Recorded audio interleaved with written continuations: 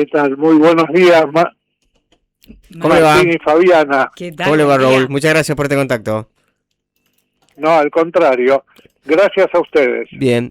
Raúl, ¿cómo, para empezar a entender un poquitito, ¿no? Porque me imagino que la gente también en su casa estará diciendo, pero si le aparecen datos nuevos todos los días, claramente no es conveniente para la figura del presidente que sigue estando Manuel Adorni en la estructura de gobierno, y sin embargo vemos cómo en cierto modo se aferra y en cierto modo se empiezan a desprender de él, ¿no? Con la remoción de su cargo o su reemplazo, si quieren, su cargo en la vocería. ¿Cómo entendemos lo que ocurre con Manuel Adorni y su relación con el gobierno? Bueno, en principio causó mucho daño al gobierno la persistencia en mantener a Adorni en funciones. Tal es así que la aprobación de gestión de gobierno hace un mes llegó a un mínimo de 33 puntos, 33, 34 puntos. Pero se empezó a recuperar el gobierno. En los últimos 20, 25 días, hoy está la aprobación de gestión en cerca de 38 puntos. O sea, Adorni ha dejado de ser un problema desde el punto de vista de la aprobación de gestión y empieza a ser un problema desde el punto de vista de qué hacemos con Adorni, dónde lo ponemos, ¿por qué? Bueno, Adorni estaba en un triple rol antes de que suceda el caso Adorni. Ajá. Antes de ese famoso 10 de marzo donde aparece la foto de él con la esposa en Nueva York. Y ahí empezó todo. Primero era vocero, ya no era útil como vocero porque no podía contestar preguntas de los periodistas. Bueno, lo reemplazaron como vocero. Después él gana la elección en la ciudad de Buenos Aires y era un potencial candidato a ser jefe de gobierno de la ciudad de Buenos Aires en oposición a Jorge Macri. Pero ya no puede ganar una elección, Adorni. Claro. Deja de ser un buen candidato. Y tercero, como jefe de gabinete de ministros, ha perdido el respeto de los ministros. No puede actuar en su función de jefe de gabinete de ministros. O sea, es una especie de jarrón chino que no saben dónde ponerlo a esta altura. Ahora, ¿por qué lo han mantenido tanto?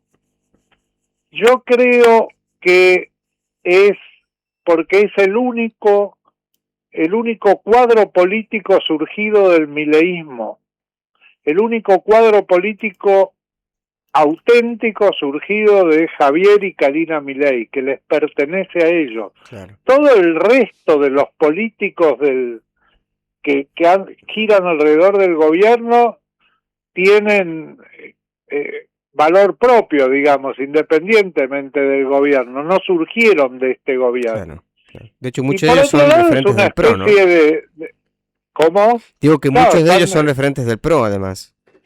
Sí, o del PRO o gente que de alguna manera debutó en política muchísimo tiempo antes, digamos, y se formó, incluso el ministro de Economía, Sturzenegger, es toda gente que ya ha pasado por la política. Claro. El único nuevo surgido del mileísmo era Adorni.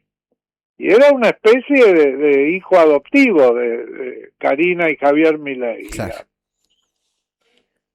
Claro. Ese es el motivo de... Ahora, ¿por qué ya no lo sigue perjudicando? Y yo creo que Adorni se lleva la marca puesta, es decir, digamos, todo es contra Adorni y quedó con un poco Milei el gobierno de lado, digamos. Claro. Digamos, si uno mira mediáticamente, la figura de Adorni es la figura que está ocupando la agenda, más que la del gobierno. Creo que hasta le sirve como elemento de distracción. Claro. Ahora, Raúl, hay una cuestión que me parece importante de analizar o de consultar en realidad, ¿no? Porque la figura del jefe de gabinete dentro de sus funciones, cuando se analizó la reforma de la Constitución en el 94, estaba la de funcionar como un fusible, ¿no? Para aliviar de cierta presión política al presidente y que no se lo lleven puesto como le pasó a Alfonsín. Ahora, ni siquiera están atacando la figura de Milei, o sea, van derecho a la figura del jefe de gabinete. Uno entendiera, si es un fusible debiera ser cambiado y el gobierno debería seguir su marcha. Sí, Ahora, ¿qué es lo que sucede? También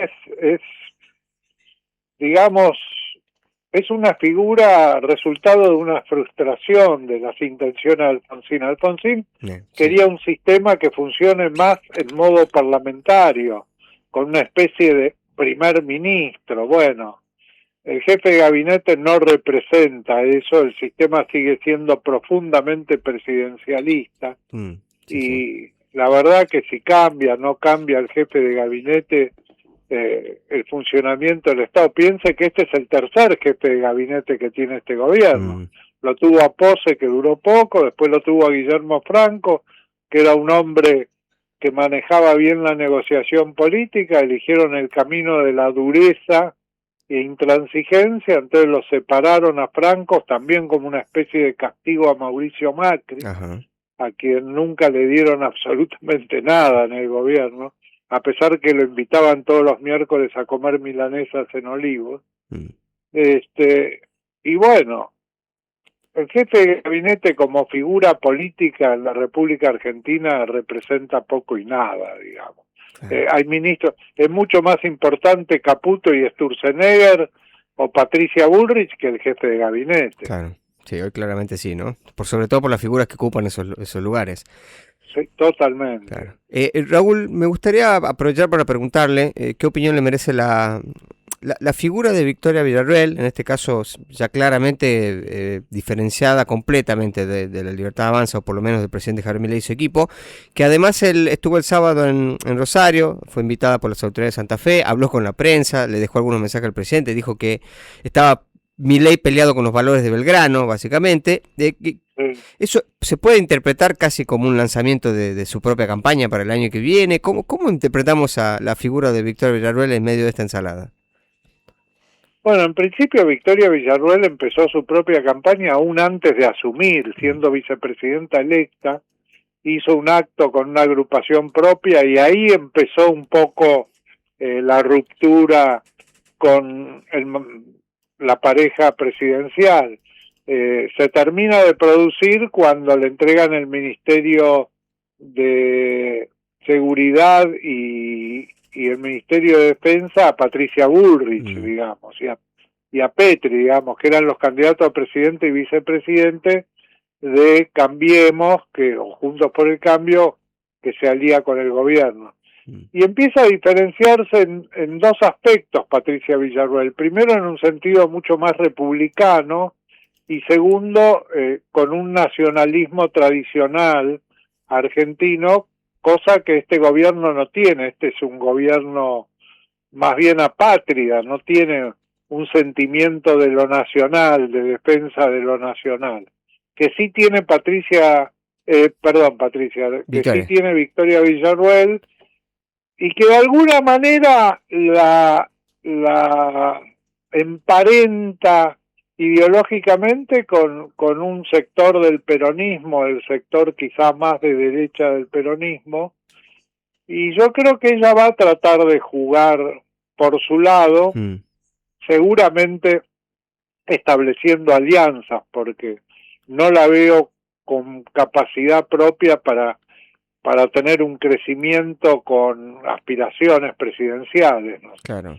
Puede ser en una alianza política de varios sectores. Hoy por hoy, Javier Milei no tiene con quién perder una elección. Sí. No hay alguien con quien pueda perder una elección todavía.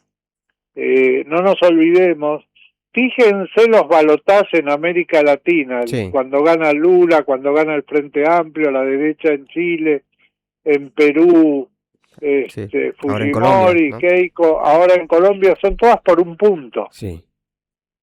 O menos. Acá fue por 10 puntos el balotaje. Y es más, el balotaje gana por 10 puntos Milei, siendo que se presenta Sergio Massa como candidato, que era el representante más racional de todo lo anterior, y Milei era un representante irracional que planteaba cosas, digamos, durante toda su campaña que mostraban un poco sus características psicológicas. Y sin embargo, era tan fuerte el rechazo al anterior que por 10 puntos, Milei saca 3 millones de votos más que Sergio Massa. Sí. Cosa que no ocurre en ningún otro país en un balotaje. Claro. Sí, no, ayer veíamos Colombia, 250.000 votos, la diferencia bastante ínfima, en realidad, y qué es lo que ha ocurrido a lo largo de Latinoamérica. Raúl, muchísimas gracias por su análisis. Al contrario, gracias a ustedes y muchísimo éxito con el programa. Muchísimas gracias, que tengan un buen día. Hablamos con el analista político Raúl Timerman.